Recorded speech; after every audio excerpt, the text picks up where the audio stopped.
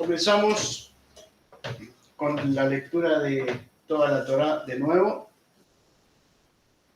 Lo hacemos con el primer libro de la Torá, primer capítulo, primer versículo, Bereshit. Bereshit para Elohim. En el principio creó Dios los cielos y la tierra. La palabra Bereshit viene de Bará. Bará es crear de la nada. Lo que está diciendo la Torá es que Dios crea absolutamente de la nada. ¿Cómo se hizo esta creación? Según la Kabbalah, un Kaf, un rayo divino, esparció la luz del Creador y se fue formando lo que conocemos como la materia, lo material. El universo está compuesto de lo material y sobre lo material la energía que corresponde al alimento del alma. Hay dos formas de interpretar la creación divina. Podemos centrarnos en el texto tal cual está escrito y plantarnos en que son 7 días exactos y que cada día tuvo una manifestación de la realidad divina. El problema de esa interpretación que abogan casi todas las religiones occidentales es que se ha demostrado de que el mundo y la vida en el mundo existieron mucho tiempo antes y en procesos distintos a los que dice el texto bíblico. Entonces,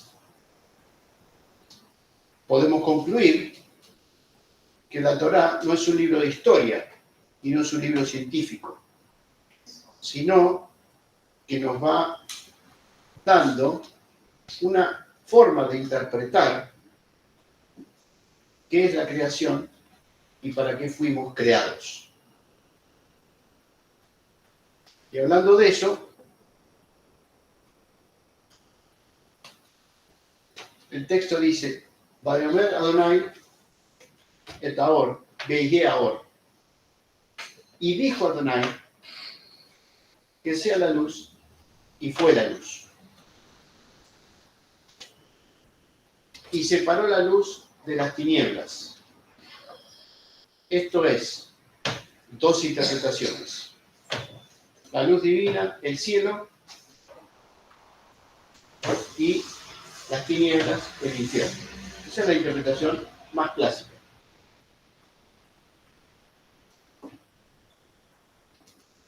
Desde el punto de vista del Sod, del misticismo, es toda la luz divina brillando y apagándose ese brillar, esa existencia, hasta el punto en que casi no brilla, que serían las tinieblas.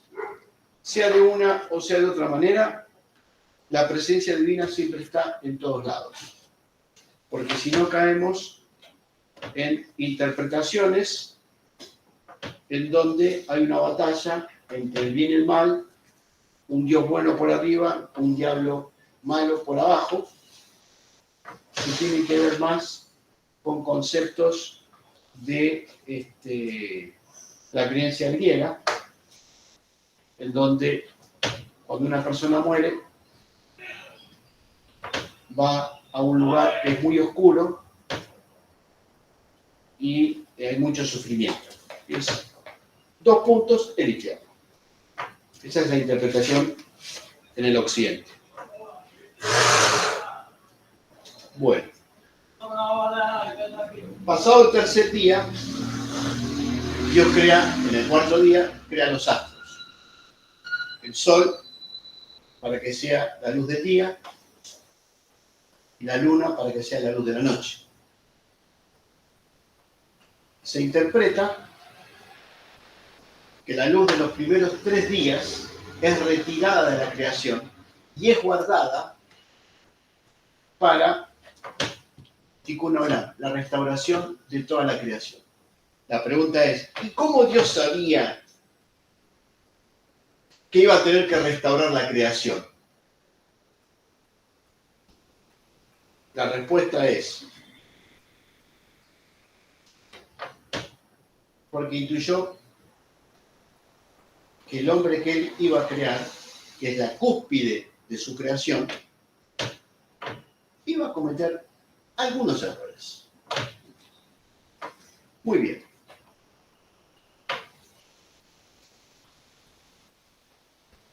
Día sexto.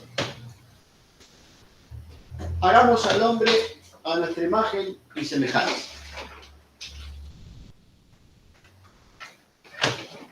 Hagamos al hombre es interpretado en la religión occidental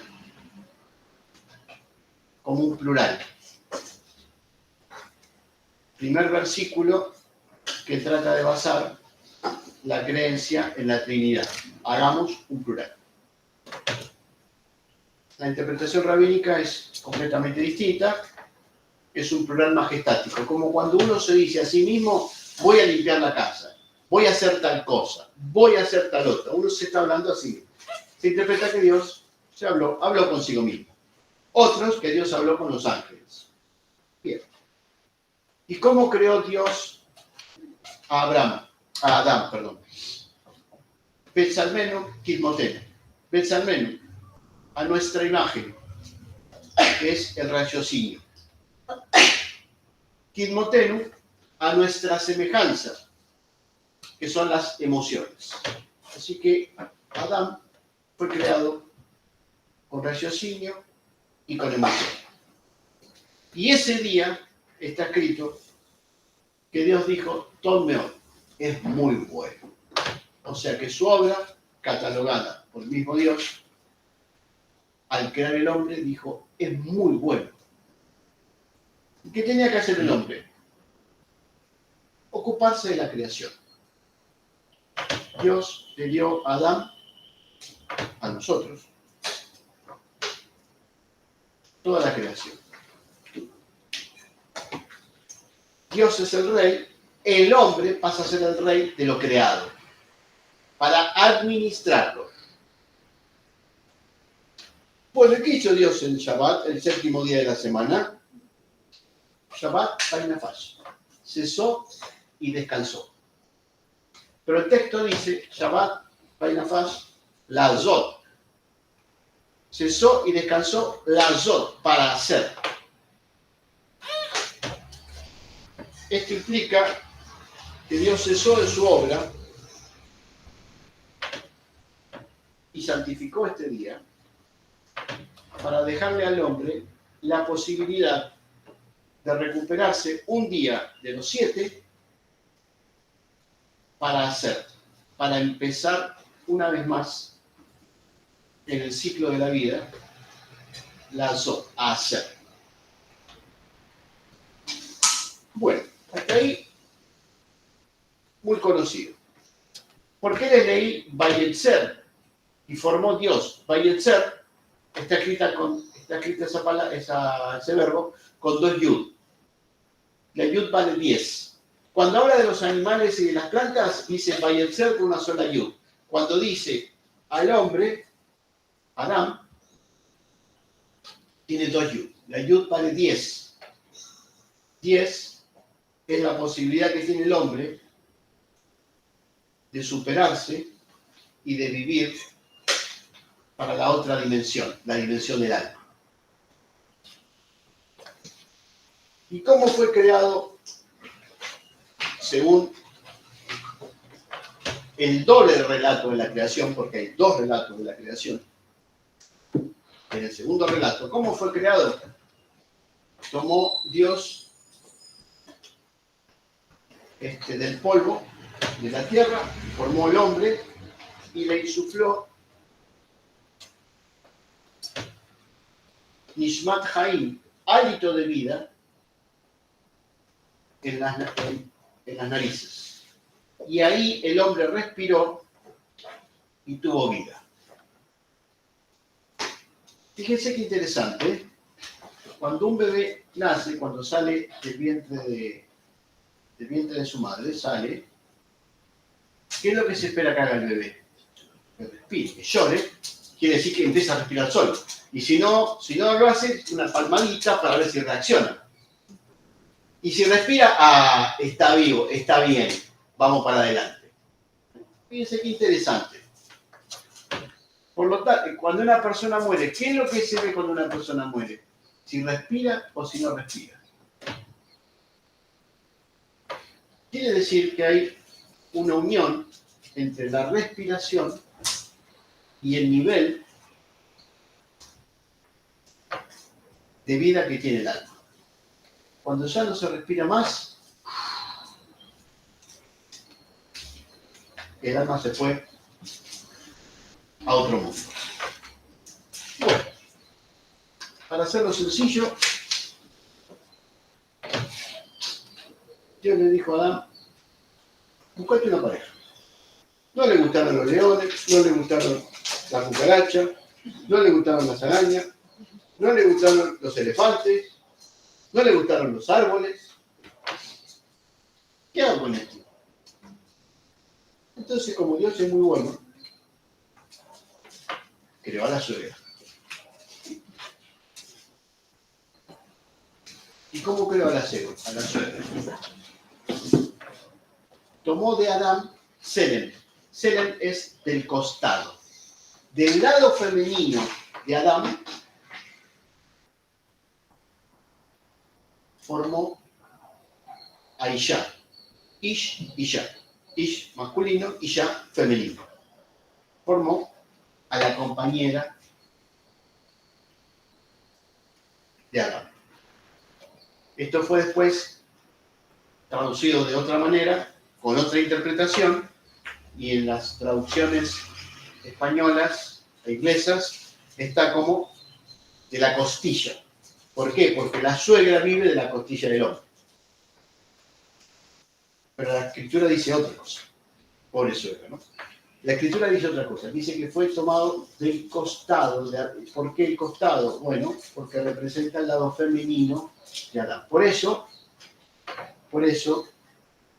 la mujer ha desarrollado mucho más el lado emocional que el lado intelectual. Y el varón ha desarrollado más el lado intelectual que el lado emocional. Bueno, hasta acá está todo bien. Tenían una sola cosa que hacer, porque Dios lo puso en el jardín del Edén, en el Gan Edén. Y había un montón de árboles y plantas. Podían comer todo lo que querían. Pero están mencionados dos árboles. El árbol de la vida y el árbol del conocimiento, Da'at, Rab, Tov, Berra, del conocimiento del bien y del mal. Hay una mitzvah, un mandamiento preciso divino, pero muy preciso. No comas del árbol del bien y del mal. Y usted lo que tiene que hacer, no tiene que pagar impuestos, no tiene que ir a comprar la comida a la verdulería, no tiene que hacer nada, tenían todo servido. Nada más que no tenían que meterse con el árbol del conocimiento del bien y del mal. ¿Por qué? Porque en el momento en que lo hicieran, está escrito, van a morir. ¿Pero por qué van a morir? Porque van a entrar en la división de las cosas.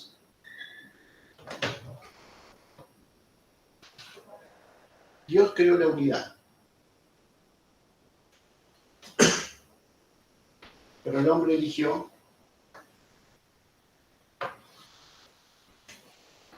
partir la unidad de manera tal de que ingresó en el camino de la muerte. La muerte es la separación de la divinidad. Es muy conocido que la serpiente le dijo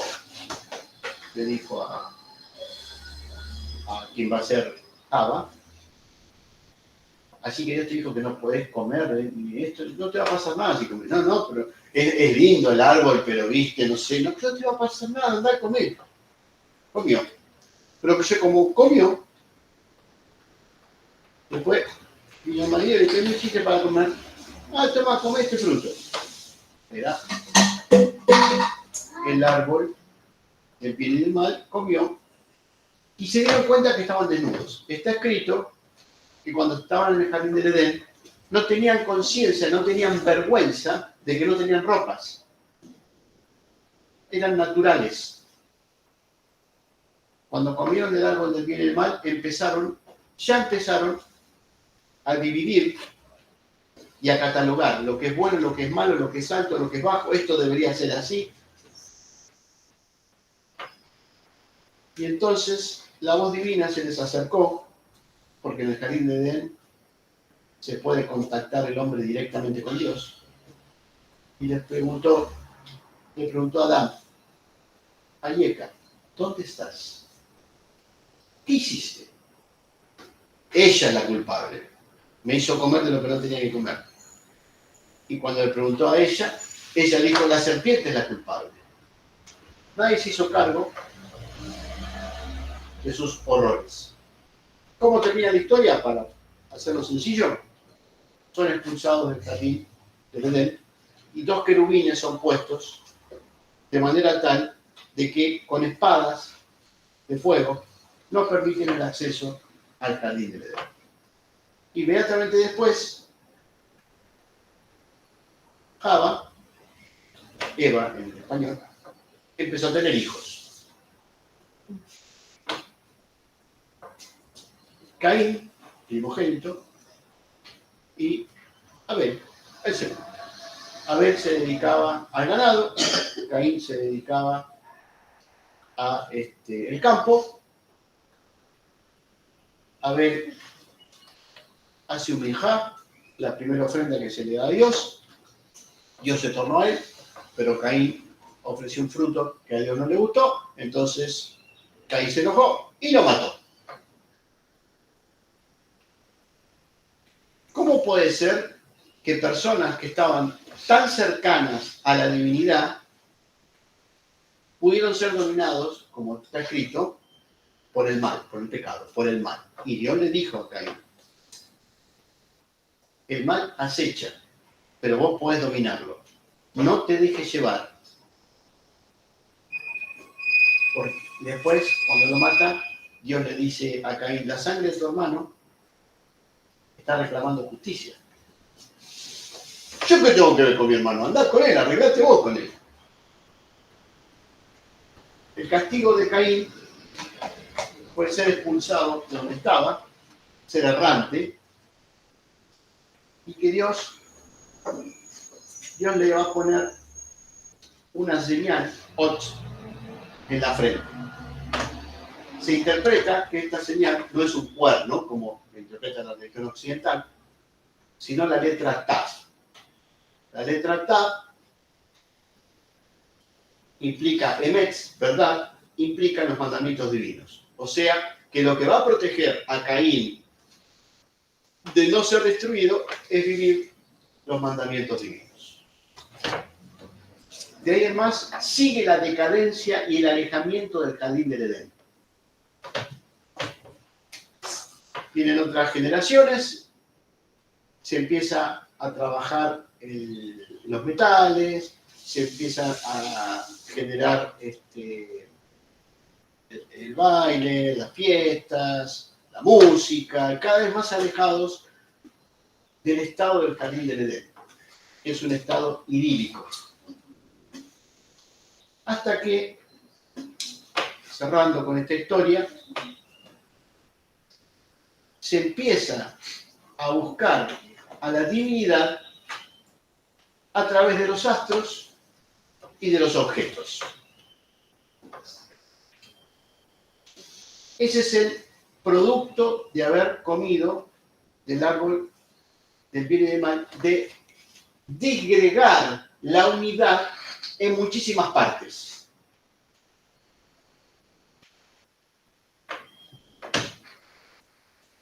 La séptima generación es la generación de Enoc, Hanoch en hebreo. Y está escrito que Enoc caminó con Dios. ¿Qué significa esto? Si no había Torá, no había esto, no había el otro, no había aquello. Y entonces, como a Dios le agradó lo que hizo Enoc, la Koach lo tomó y se lo llevó. Este es el primer versículo interpretado por la religión occidental, y cuando venga Cristo, va a tomar a las personas en tierra, van a salir volando y todo lo demás. El verbo lakoach en hebreo implica ser retirado del mundo físico para pasar directamente al mundo del alma vivo. Y otros dicen muerto. En la literatura rabínica, Enoc es llevado vivo directamente al jardín del Edén. Es más, según la proto-cábala, fue el primer cabalista, el primer místico de todos los místicos.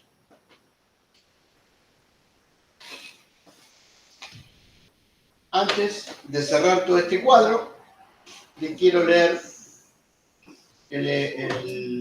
la Besorá del Evangelio de Juan, capítulo 1, versículo 1. Bereshit hayá adabar be'adabar, hayá et a Elohim be'Elohim hayá adabar. Esta es una traducción al hebreo de textos que no son los mejores, lo que pasa es que esto fue traducido al griego y del griego después se hizo el camino inverso, del griego se pasó al hebreo. En el principio, la traducción dice era el verbo. En hebreo es claro, en el principio era la palabra. ¿Por qué? Porque Dios, ¿cómo creó? Vayomer Adonai, con la palabra, Memra. Y la palabra era con Dios y la palabra era Dios. ¿Por qué? Porque la creación se manifestó a través de Memra, de la palabra divina.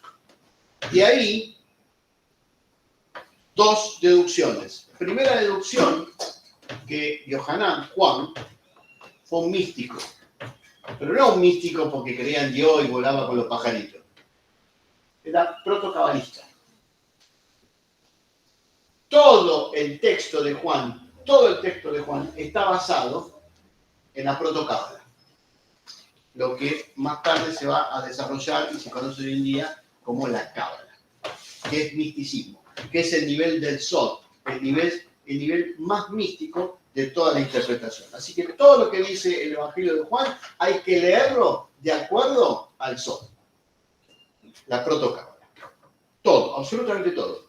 Por eso él cita los ángeles y los demonios, la luz y la oscuridad. Son las ambivalencias de los extremos de las cuales habla la protocábala. Les recuerdo que Yohanan Juan era judío y Yeshua obviamente era judío, era un rabino, y hablaban en ese lenguaje. Y Yeshua, cuando eligió a sus discípulos, los fue eligiendo de acuerdo a los niveles que tenían de conocimiento y de desarrollo. Entonces, así como eligió a Matitiao, lo eligió después a Yohanan. Y es muy interesante la elección que hizo de Matitiao, de Mateo, porque es el único que tiene palabras directas de Yeshua. Entonces tenemos en Mateo, tenemos el texto que más claramente nos expone, nos cuenta lo que realmente dijo Yeshua, y no lo que dijeron que él dijo, sino directamente lo que él dijo. Tal es así que después se ha interpretado esto que Mateo fue escrito para que los judíos creyeran en Cristo, lo cual no es así en absoluto, es al revés. Cuando estudien bien el libro de Mateo se van a dar cuenta que está escrito para que los gentiles crean en el Mesías. Pero bueno, ese es otro tema. Vamos a ir al punto directo de todo lo que le quiero decir. Desde el nivel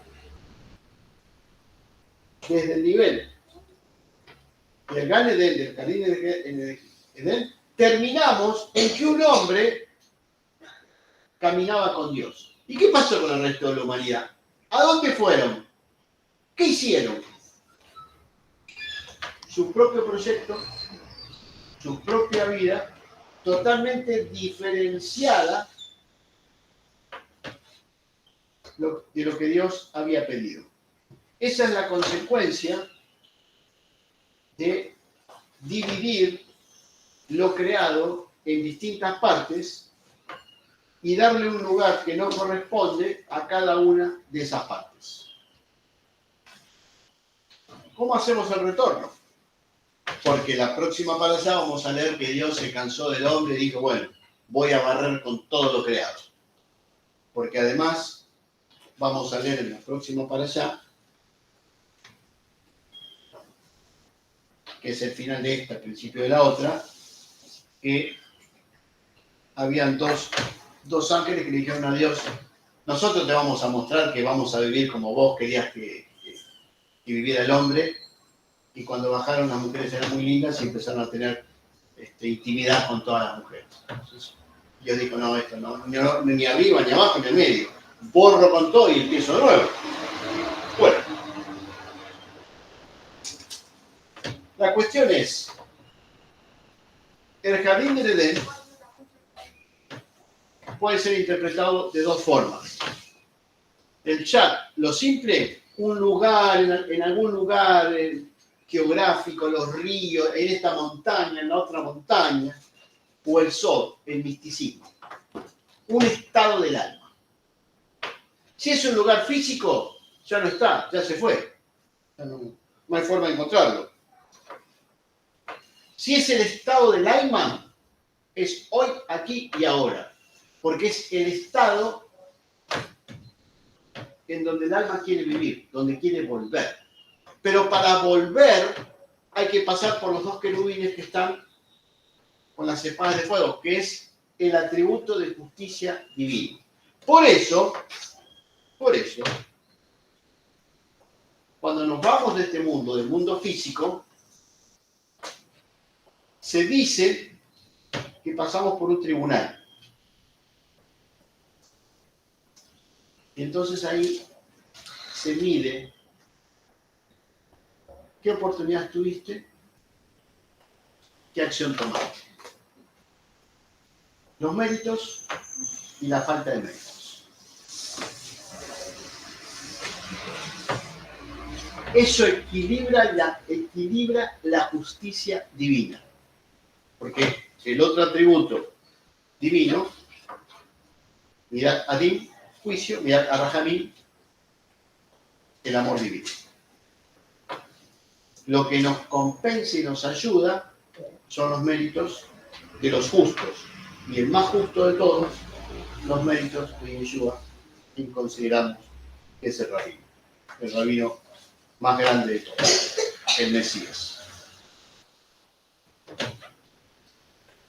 ¿Cómo tiene que ser nuestro trabajo para volver al estado de la paz completa, del equilibrio completo? Tenemos que lograr dejar de dividir por bueno y por malo, por lindo y por feo, por agradable y por desagradable.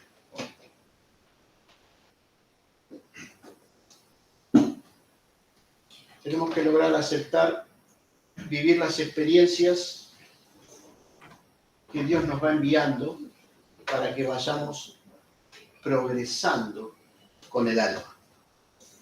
Tenemos que unificar todo proviene de Dios y todo vuelve a Dios. Obviamente, cuando nos pasa algo que no nos gusta la situación, obviamente.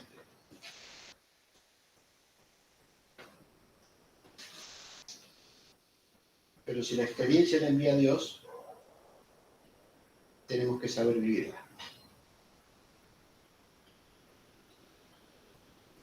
¿Por qué se equivocó Java?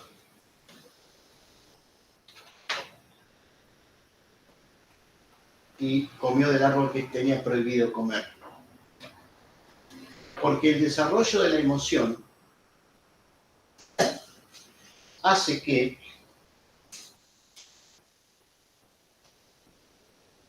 se quiera tener el dominio de las cosas. Si comía del árbol del bien y del mal, iba a poder llegar a categorizar lo bueno de lo malo.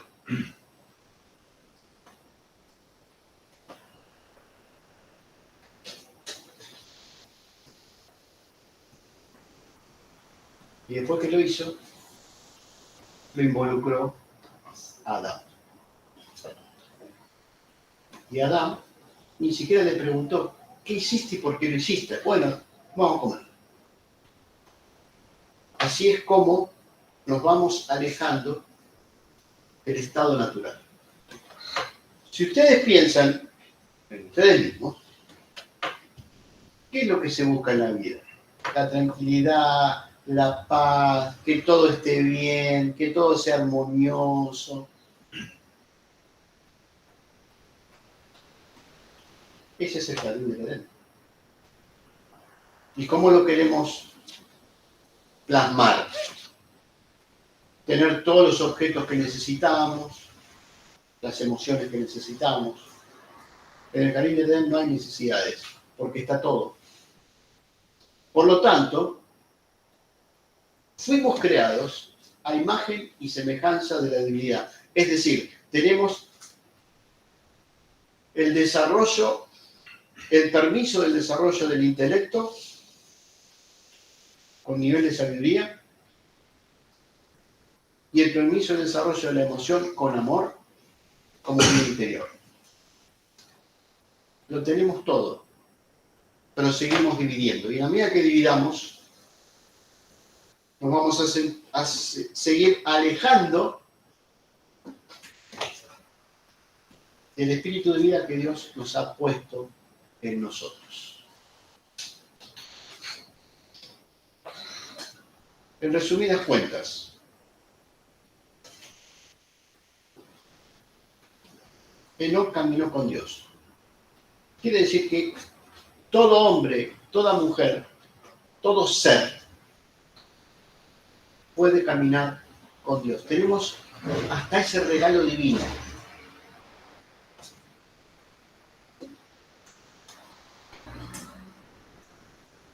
Hay que tomar conciencia de que cada vez que cambiamos nuestra respiración, estamos subiendo y bajando las emociones, subiendo y bajando el intelecto.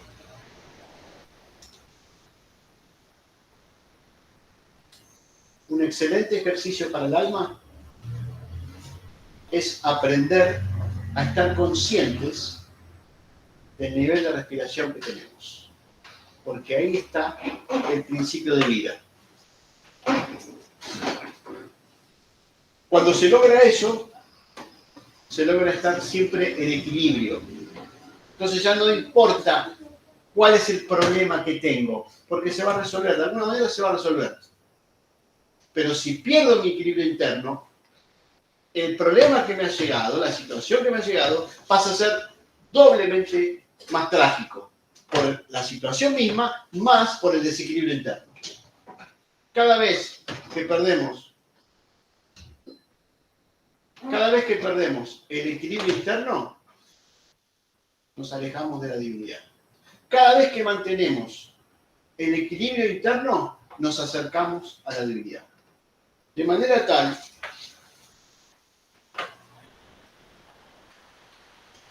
de que el jardín del Edén deja de ser una fantasía de dibujitos para pasar a ser el lugar en donde el alma realmente quiere estar.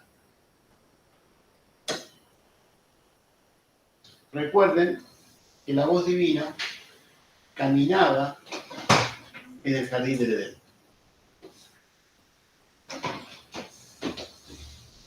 Por lo lo tanto, cuando el alma llega a ese nivel, se entrelaza directamente con la divinidad. Cuando lo perdiste a Dios, caíste muy lejos del estado.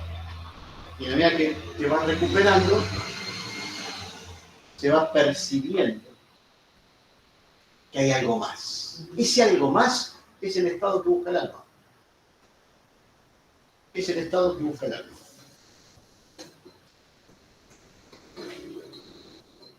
En resumidas cuentas, fuimos creados por la palabra divina. Por lo tanto,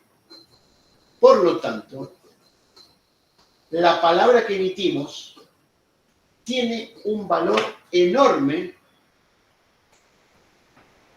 porque todo lo que decimos se concreta en los hechos. Por ende,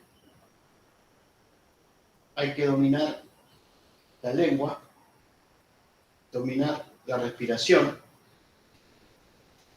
para estar siempre equilibrados.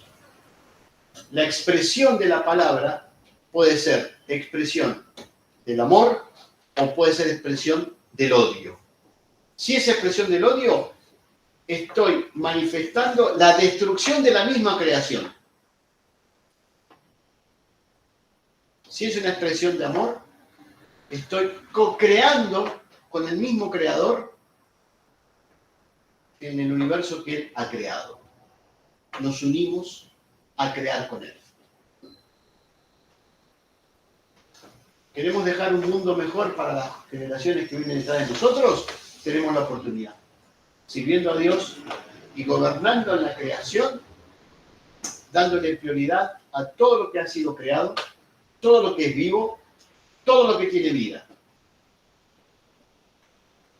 Porque en el jardín de Edén, el alma se pasea con Dios y tenemos todo a nuestro alcance.